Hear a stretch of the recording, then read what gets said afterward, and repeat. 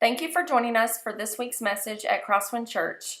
If you have any questions about this message or about Crosswind Church, please visit us at www.crosswindchurch.net, or you can email us at info@crosswindchurch.net.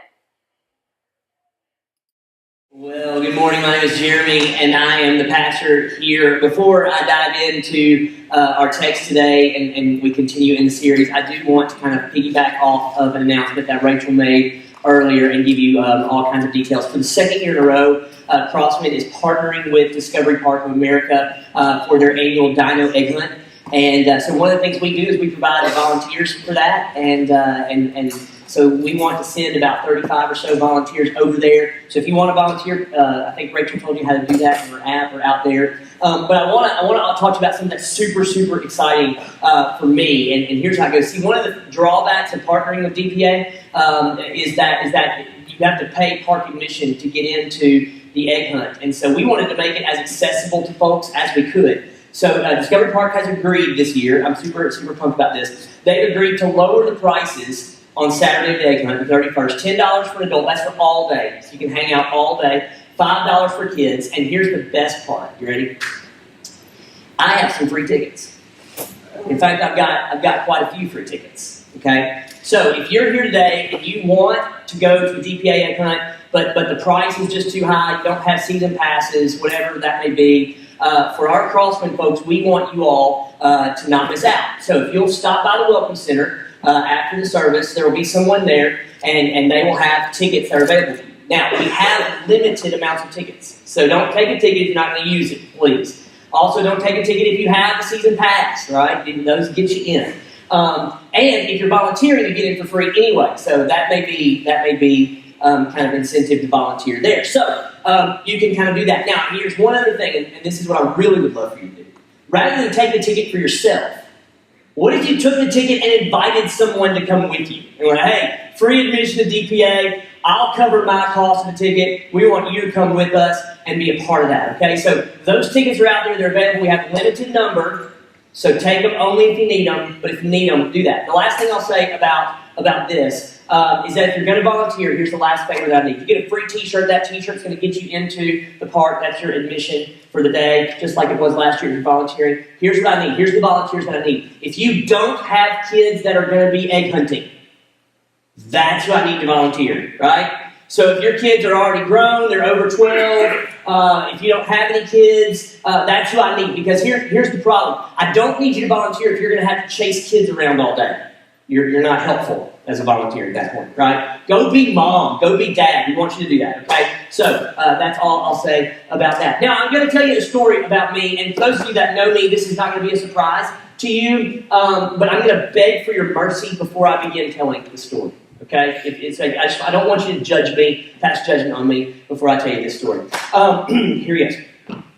I like plans. Like, I like for things to be planned out, and I like that plan to be followed. And I'm going to be even more specific. I like my plans. And it's because in my mind and in my reality, my plans are the best plans. They're the ones that make the most sense to me, and in general, I think they should then make the most sense to other people. And if you really want to get under my skin, and I'm getting so much better at this. Like, I'm really good at this with I'm not really good at this. I'm better at this with the general public than I am with my own family. And that's the story I'm going to tell you in just a minute. But if you want to change a plan on me, like I'm thinking A is going to happen, and then you show up and you go B is going to happen, it will fly all over me. I can't deal with it. There's something broken in my brain. And so a couple weeks ago, we woke up on a Saturday morning, and I developed a plan. You see, we knew that there was this middle school party that was coming to our house, and one of the places that they hang out at our house is in the garage, and that meant that we had to clean the garage out. There were boxes that were stacked up, and my wife, when she cleans out, that this is not derogatory towards my wife, that's my wife, named Jody, when she cleans out the garage, or cleans out the house and closets, and I'm so glad she does, what she does is she has some stuff that's going to go to Goodwill, and some stuff that we're going to hand me down to other people, and some stuff that's going to go to consignment, and some stuff that's just getting thrown away. And so all of that just kind of ends up in bags and totes and boxes and all sorts of stuff out in the garage. That's kind of where that goes. And so I woke up one Saturday morning, morning, I didn't tell anybody else about my plans, but my plan was I'm going to clean out the garage because this party is coming and the garage needs to be cleaned out. And so I go out in the garage and I see all the boxes and I see all the bags and I see all the totes. Listen, for up to me. I just throw it all away. Like, we're just done. All of it, Goodwill, one trip, done, right? But see, I've been married for 17 years, so I know that's not what is supposed to happen with all this stuff. So what I do is I go to Jody and I say, hey, I need you to come out and sort through this stuff with me so I know where it goes and I'll go. And she's like, yeah, okay, I'll be out there in a little while. I got some stuff I got to do. So I get out there and I pull the cars out of the garage and I'm just dragging stuff out. Some of you guys drove by and actually messaged me and asked if I was moving. Because I had everything that was living in my car's house, including the cars, was out in the driveway. And I went back in and I said, hey, Jody, I got all the stuff out in the driveway. I need you to come sort it. She's like, Jeremy, I'm busy. I got stuff I'm doing. I was like, okay. So I go back out and I stare at all the stuff. And I can sort it. So I kind of sort stuff. I've got like home goods and it's like Target in my driveway. I got home goods and I got clothes and I got toys and it's just all kinds of everywhere. And I finally go to her. It's afternoon now. It's in the afternoon. I've been working hard. I've had leaf blowers out. And I've swept floors. And I'm feeling pretty good about myself. And I go back in and I'm like, Jody, I really need you to come do this because if I'm going to take it to Goodwill, if I'm going to take it to the consignment store, that needs to happen now. She says, Jeremy, I can't. I've got this meeting I've got to go to. And I've got to go buy groceries. I've got to buy somebody a birthday present. Like it's not going to happen. And I was like, what do you mean? What do you mean? It's not going to happen. I pull all this stuff out in the driveway. I need this to happen right now. And then you start saying, I start saying passive aggressive things fine, just go. I'll just handle it myself. I'll just take care of it. It's my plan. And here's what my wife said. This is what kind of dawned me. She was like, listen, you didn't even tell me it's the plan. You didn't even tell me it's what you're going to do. You just start doing it. Yeah, I've got stuff. Listen, I can help you if you'll give me a heads up, but you didn't give me a heads up. And I'm like, I shouldn't have to give you a heads up. We've been married. You should just know what's going on inside my brain with my plans, right? That's the way it kind of works. And so the evening kind of went on, and I had to apologize for not being a very good husband and loving her like Christ loved the church. Now, fast forward a couple weeks later. I'm glad y'all are laughing because she wasn't that night. Okay. Fast forward a little bit, and Union City Elementary School had a daddy-daughter dance. And so Abigail's in the middle school, so I got to take Abby to the dance, and I was super excited about it. While at the dance, you can never be excited about the dance because you're standing around with other guys, I can't believe I had to do this. That's what you say. But inside, I kind of enjoy it. I get a date with my daughter, I get to dress up, go eat nice food, and then I get to act a fool on a dance floor because as a dad, that's my right. All the other dads kind of standing around on the sidelines. No, there may or may not be video of me whipping and or nae-naeing out on the floor somewhere around Union City. Now, here's the deal. So we go to this dance, or we're going to go to this dance, and I had some other stuff going on that day, and so I was going to come home, clean up, put on some clothes, and go to the dance. And I had decided that I was there's a little bit of this inside me. When I dress up, I want to be comfortable in what I'm wearing, not and feel good, comfortable about myself, right? That's just, and maybe it's a little girly of me, guys. Maybe you don't feel that way, but I bet some of you do. You're just too afraid to admit it. Okay, so I wanted to be comfortable, and I wanted to look good. So I picked out, I was going to wear these pants, these nice little slacks. And slacks, the appropriate word, it's probably not a cool word to say, but these kind of not blue jeans. And I was going to wear a button-down shirt and a blazer. I had this new blazer I got for Christmas, so I was going to wear that, this sport coat, and I felt real good about it. And Abigail walks in, and she's beautiful in her little dress, and she says, "Oh, Daddy, I wanted you to wear a suit." Now, really, she wanted me to wear a tuxedo, but I didn't have a tuxedo. And so she was like, "I want you to wear a suit." And I immediately just get, no. I don't really want to wear a suit because, I don't like them, okay? We purposely came to Crosswind so that I wouldn't have to wear them anymore. And so, I don't like them, and I've got some, but I really don't want to have to wear it. And she was like, "But Daddy," it's sweetheart, I'm wearing a jacket. I'll put on a tie if that's what you want. No, you have to wear a suit. It's for the pictures and for the dance. And she even threw some things out, some manipulative little words, in her tail, "It's my dance," whatever. And I was so I get so frustrated, and I send her out there, "Fine, I'll put on the suit," which is a great way to talk to your 10-year-old. And so, I'm starting to put on the suit, and Jody's in the room with me, and I'm kind of ranting just a little bit. You've been so mad that you just start ranting. You're not even able to put words together. You're just "I can't believe you didn't make me want to wear a suit." It's just kind of parts of sentences. And in the middle of all of this, my wife, God love her, and she knows better than this, but my wife, she kind of chuckles a little bit and smiles. And I'm like, what's that about? She goes, she's you. And I'm like, what? What are you talking about? She was like, listen. She had a plan, right? And it was in her mind, this is what she wanted to look like. And you came in and tried to change the plan, and she cried, and now you just need to give her a plan. Listen, the reason you're upset, Jeremy, is because she's just like you. And that's when it dawned on me that the mother's curse works. I've shared this with y'all before. You know the mother's curse? The mother's curse when you're a teenager or a child. Some of you guys are listening to this. Your mama has ever looked at you and she said to you, I hope one day that you grow up and you have a child that is exactly like you. That works. I don't know how that works, but it does. It absolutely works. The mother's curse works. And so the reason I'm telling you all of that is this. The thing that I want you to understand today as we kind of move through in this series is this little fact. The seeds that you sow tend to determine the results that you harvest. Seeds that you sow tend to determine the results that you harvest. Okay, so it's easy as to see in our kids, right? We can look at our kids and we can say all of those things when they do something that's so kind, when they do something that's loving, when they're generous, whatever, and you got to go, oh, the reason they feel that way is because I feel that way and they've gotten that about me, right? That's wonderful and that makes us feel good when they do something that is wonderful. It's a trait that maybe we sown in them when they were little, but when they do something like respond in anger, when they do something like throw something across the room, when they do something like respond kind of snippy and snappy and say things that are passive aggressive, that we recognize in them, oh, you know what? They just learned that from me. They've seen me do that and now they are doing that. It's easiest to see it in our kids, but it happens all across our interactions with other people. It happens in our relationships.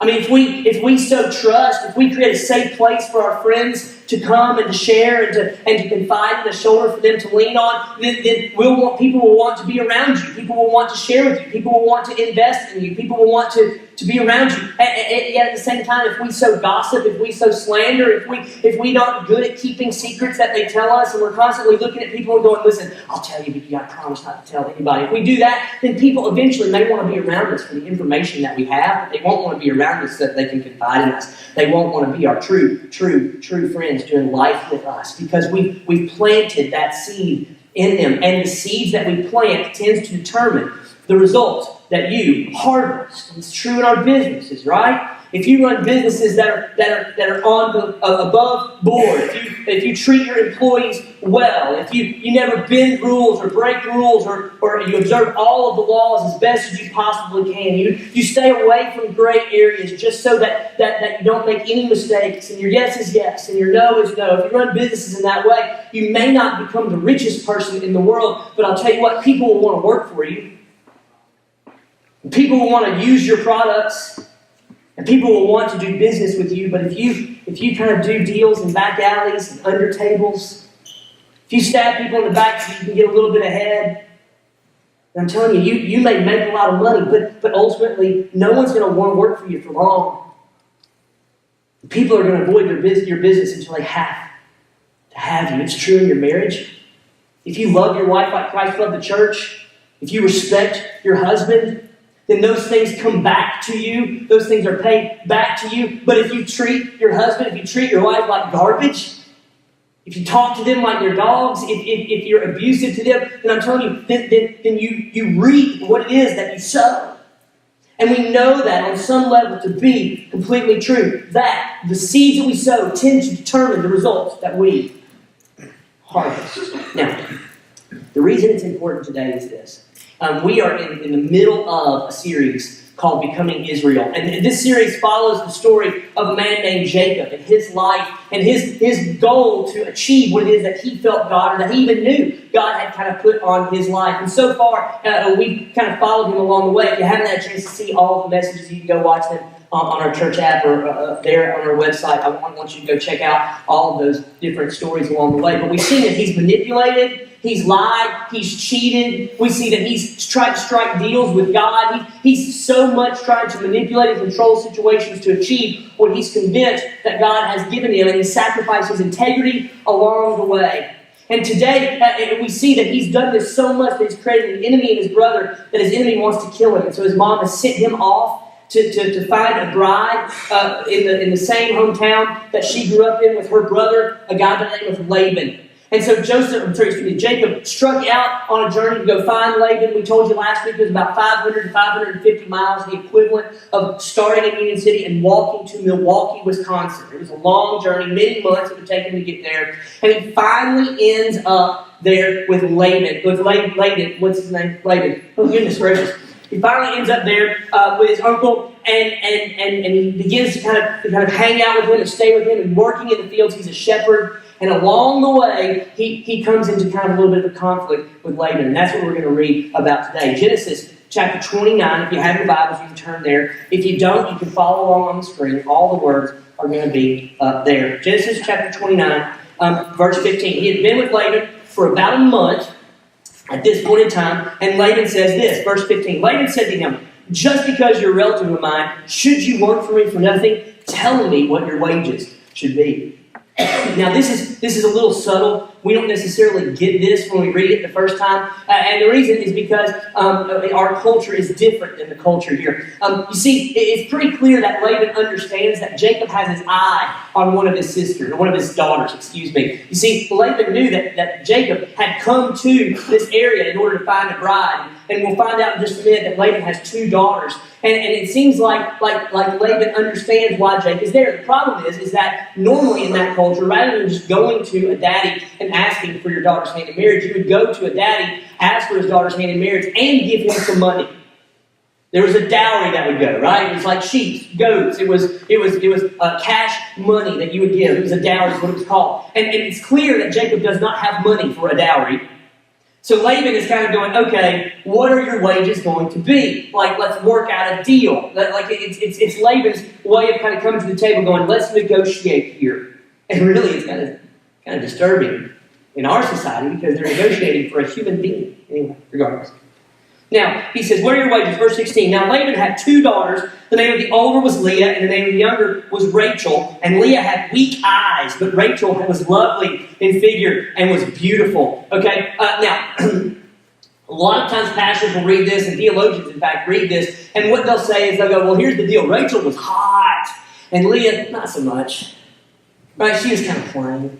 But I'm going to tell you, I don't know that the Scripture actually tells us that. That word that she has weak eyes is translated delicate in some cases or fragile. In other contexts, when that word is used, it's not used as a derogatory term. It's actually a term of beauty. It's associated with femininity, right? And so this may simply be the author's way of saying, hey, they're both pretty girls. They're both beautiful girls. The difference is found in the very next verse. Verse 18. Jacob was in love with Rachel. Here's the difference. This is why Rachel is seen as more beautiful than Leah, right? She may have been more beautiful than Leah, but she certainly is more beautiful than Jacob, right? That's because every husband in this room right now would stand up, you should anyway, and say, my wife, my bride, is the most beautiful woman in this room right now. I know it's true. Okay, here we go. Now, Jacob was in love with Rachel, and he said, I'll work for you for 7 years in return for your younger daughter, Rachel. 7 years. Now, what Jacob is doing is he's giving an intro to negotiations. He's starting out to negotiate a little bit like I would negotiate. Now, the average dowry was 30 to 40 shekels. And the average shepherd got paid 10 shekels a year. You can do the math. It's all multiples of 10. That means that Jacob should have said, I'll work for you for 30 years. Or I'll work for you for 40 years. But he doesn't do that, does he? He says, I'm going to take the 30 shekel dowry. I'm going to double it and add a little bit. Just so that we can make sure that you know I'm serious about your daughter. You know I'll do anything to get her. Now, if Laban were a good businessman, like that, was an honest man, if he was a just man, do you know what he would do? He would go, Jacob, that's way too much. Because it was. Jacob. 5 years. 4 years. 3 years. No. I'll come back. Let's make it fair. After all, your family. But you know what? Laban doesn't do that at all. Verse 19. Laban said, it's better that I give her to you than to some other man. Stay here with me. So Jacob served 7 years to get Rachel, but they seemed only like a few days to him because of his love for her. See, Laban understands something. Laban understands, I've got something that Jacob wants. He says, I'm not going to do what's fair. I'm going to leverage that for my own benefit. 7 years. Sure. I'll get 7 extra years from a pretty good shepherd, by the way. Just in exchange for my daughter's hand in marriage. It's better, Jacob, that I give her to you. You're a relative after all. So we'll do that. We'll make that work. You come and serve me. I love the phrase. It says that Jacob, it seemed like it was just a couple days, rather than 7 years, because he loved Rachel so much. Like I see this would be like a great movie. This story is like an incredible love story, right? The Notebook, before it was The Notebook, right? I don't know, The Notebook of Patton and Ram. I mean, we'd have to come up with a better name than that, right? But you can imagine Jacob and Rachel out in the field, watching sheep, because she kind of did some shepherding too. And then he sees her across the way, and she sees him, and they kind of put eyes at each other, and they're like, right? And they kind of wink, and then he goes to walk away, and he trips over his feet, and she laughs, and it's all set to some kind of weird musical background that's some score. Can you see the movie? This is what's playing out. 7 years, year after year after year after year go by, and the flirting gets bigger, and they know that the day is coming, and it's coming up soon where you're going to be my bride, and you're going to be my husband. We can't wait for that day to come. And finally, the day does come. Look at verse 21. Then Jacob said to Laban, give me my wife. My time is completed, and I want to make love to her. Now, I'm a dad of little girls. And if any boy came to me and said, Jeremy, Mr. Powell, Pastor Powell, I want your daughter's hand in marriage because I want to sleep with her, I'm probably going to be like, you need to leave, right? I'm probably going to be like, hey, I know some police officers, and they're on their way over right now, okay? That is not going to fly. And guys, if you're single yet and you're thinking about maybe popping the question one day or proposing, do not follow Jacob's line of thinking. This is just terrible. I don't understand. It's a different type of culture. Basically, Jacob was saying, hey, I paid the price and I've gotten her now and she needs to be my wife. That was our deal. It doesn't seem like Laban is super excited about the process of this happening. And so he says, listen, it's time to come and it's time for me to be with your daughter. Culturally, it didn't bother Laban at all. I read it and I'm just terrible. Anyway, verse 22. So Laban brought together, all the people of the place, and he gave a feast. Weddings were similar and different to what we experience now. See, we get together now, and the wedding is an affair with a pastor or a priest, or the justice of the peace, or there's a legal ceremony and a religious ceremony. Here, what they kind of do is after the dowry is paid, they throw a big feast, and they feed everybody. And to be honest with you, the way that the word Hebrew is worded, everybody gets drunk. That was kind of a part of what went on in that culture. And at the end of the feast, sometimes that would go on for days, the husband and the wife would go into a tent and consummate the marriage. That was kind of the culture in which Jacob was living. And so Laban brings her, all the people together, to have a feast. Verse 23. But when the evening came, this is why it would make a good movie. The tension kind of rises. When the evening came, he, being Laban, took his daughter Leah and brought her to Jacob, and Jacob made love to her. Uh-oh. Now, some have asked, how could Jacob have not known? Well, perhaps it was dark. Perhaps she was veiled. But based on the Hebrew, Jacob was drunk. Really? You should read your Bible. Okay? So what's going on is he doesn't recognize who it is. I've always kind of wondered, as I read this, why didn't Leah say anything? Why doesn't Rachel say anything? Where is Rachel? She's waited for 7 years for her husband. Why would Laban do such a thing? Verse 24, Laban also gave his servant Zilpah to his daughter as her attendant. Verse 25, the first half, in my opinion, is one that I always snicker every time I read it. Verse 25, it says, when morning came, there was Leah. Some English translations put it this way, behold, Leah, right? Like I think about this. Listen. It's your wedding night. Jacob, we know, has overindulged in the wine. All right, that's probably what's going on. He wakes up, maybe he's a bit of a hungover. I don't really know. And he rolls over, and there's not Rachel. There's Leah. I can only imagine how frustrated and angry he must have been. I just worked 7 years, and now the thing that makes us husband and wife, the thing biblically, Genesis chapter 2, verse 24, that two become one. Now that has happened between me and another woman, not Rachel, but her sister Leah. So Jacob, verse 25, the second part. So Jacob says to Laban, what is this you've done to me? I served you for Rachel, didn't I? Don't miss these words. Why have you deceived me? I wonder if as the words came out of Jacob's mouth, it dawned on him. Same word that Esau used earlier when he was talking to his father. He said, listen, Jacob has deceived me twice. First from my birthright, then from the blessing. Isn't it right that he's called the one who grasps the heel, the deceiver, the supplanter, the usurper, the trickster, right? Isn't it right that he should be called Jacob because of that? And I wonder if Jacob, as he's mad at Laban, and as he's saying this to him, he says, why have you deceived me? Oh no. Because he got it. He got it. The trickster has been tricked. The deceiver has been deceived. Verse 26, Laban replied, it's not our custom here to give the younger daughter in marriage before the older one. Didn't you see the clause in our contract? Didn't you know how we do things in Paddan Aram?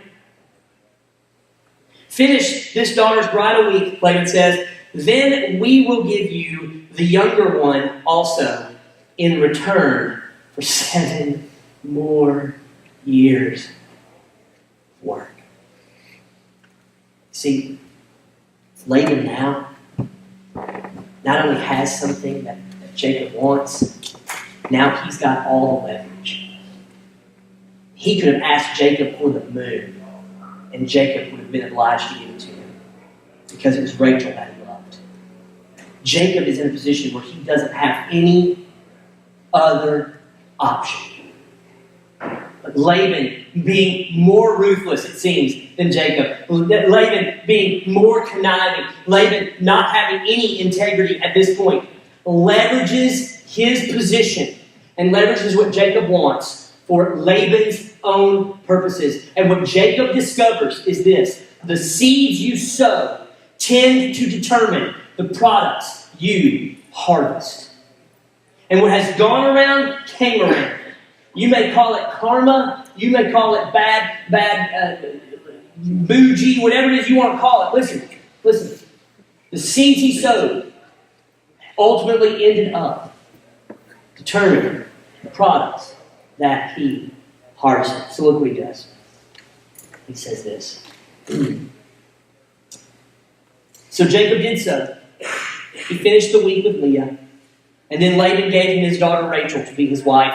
And Laban gave his servant Bilhah to his daughter Rachel as her attendant. And Jacob made love to Rachel also. And his love for Rachel was greater than his love for Leah. And he worked for Laban for another 7 years.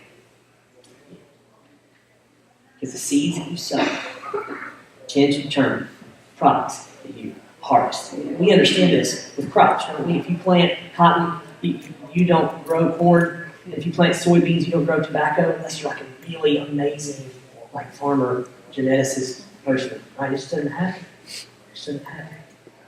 And I don't understand why Jacob thought that I can live my life in such a deceitful way and it never ever come back to bite me.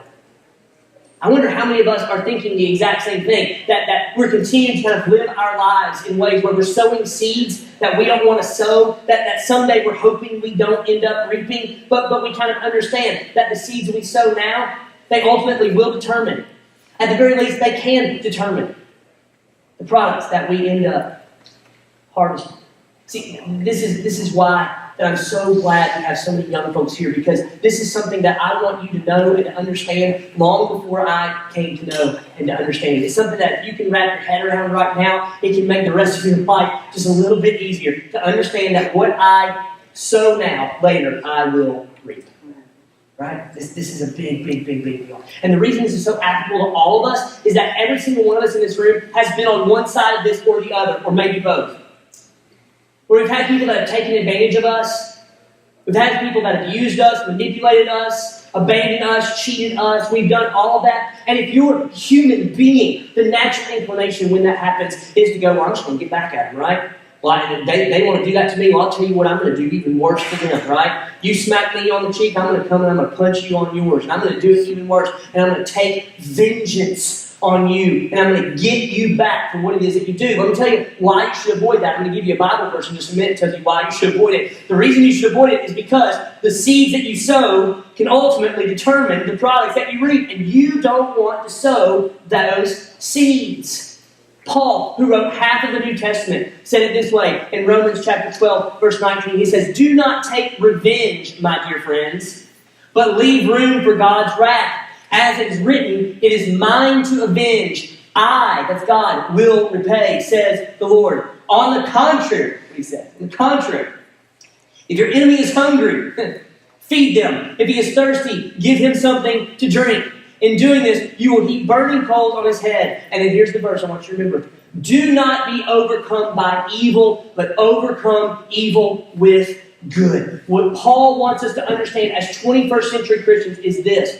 When you set out to pay back someone for when they've wronged you, you're doing nothing more than giving them more ammunition to hurt you in the future. Because the seeds that you sow are ultimately going to be the products that you harvest. You with me? So instead of sowing that deceit and that anger and that wrath, he says, let God handle that. Let God take care of them. Let God deal with them. And it may not be on this side of heaven, but trust me, He will deal with them. You, on the other hand, sow seeds of forgiveness. Sow seeds of love. Sow seeds of compassion. Inevitably, this happens in my house. My girls will come home from school. Jody will come home from work. Even sometimes I'll come home from work.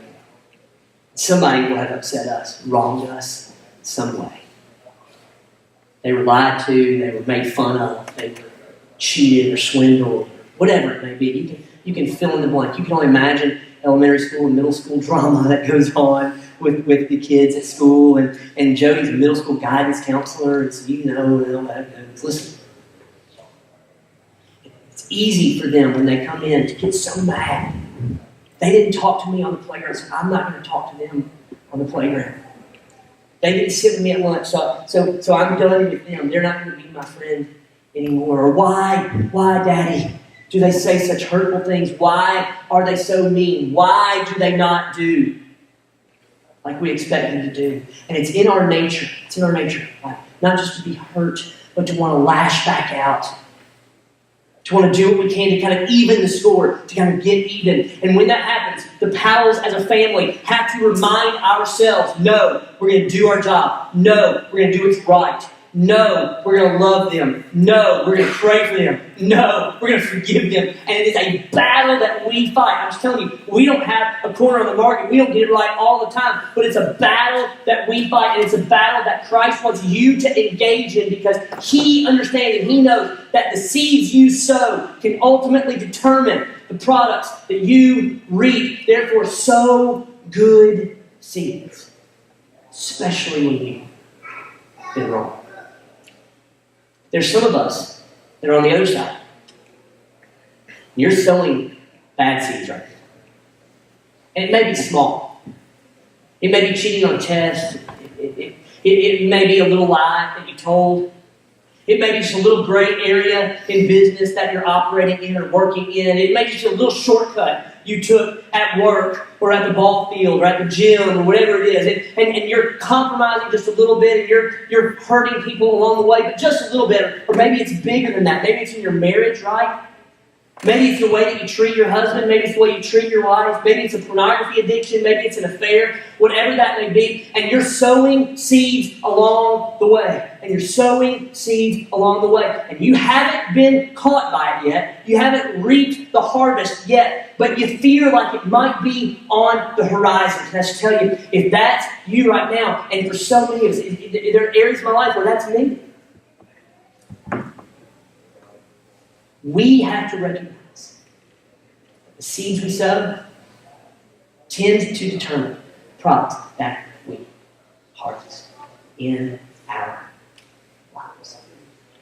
A couple weeks ago, actually last week, Emma was in the car with me, and she was fretting and worrying about something. And it was inconsequential to me. Like, it was just so a non-issue. Like, she shouldn't be worrying about this. And I kept telling her, you don't need to worry about this. And she would, yeah, but I am worried about this. But you shouldn't be worried about it. Yeah, but I am worried about this. And finally, she just looked at me and she went, Dad, I'm your daughter. She's right. I'm not worried. And I had planted that seed in her. And now I was reaping.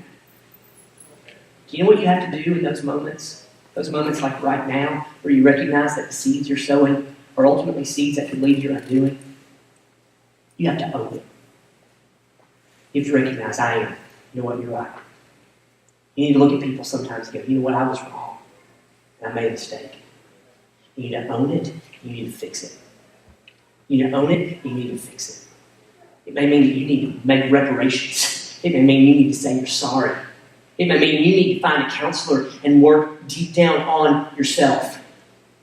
Because you recognize and you know that if I keep sowing these seeds, there may be a day in the near future or the distant future where I will reap that harvest. And that's not a harvest that you want to reap. So where is it? Where is it that you're sowing seeds of discontent?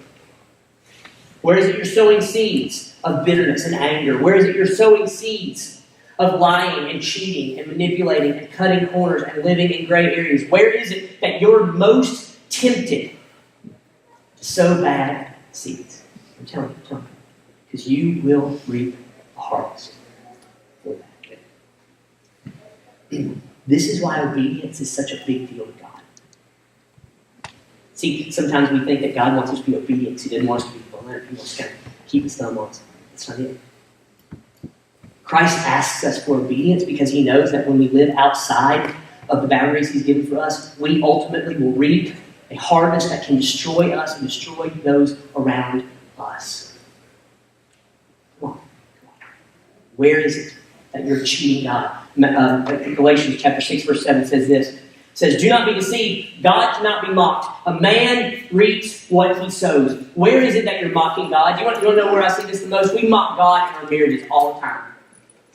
Because we know what God's rules for marriage are. We know what God's rules for our sexuality are. We know what his boundaries are. Now, you don't need me to tell it to you because we know. Even if you're not a church-going person, even if you don't believe in God, you know the boundaries that God has set up around marriage and sex. And yet we continue to, don't we? We continue to live as if those rules don't apply to us, and those boundaries don't apply to us. And what we do when we do that is we mock God. Here's why. Because we expect God to honor our marriage and honor our sexual intimacy and play fast and loose with his boundaries. Listen, let me tell you what God says. He will not be mocked. In our marriages, he will not be mocked in our sexuality. He will not be mocked in our business practices. He will not be mocked in our relationships. He will not be mocked in our lives. You cannot ask God to bless you and then live as if he hasn't given us any instruction as to how to live. He will not be.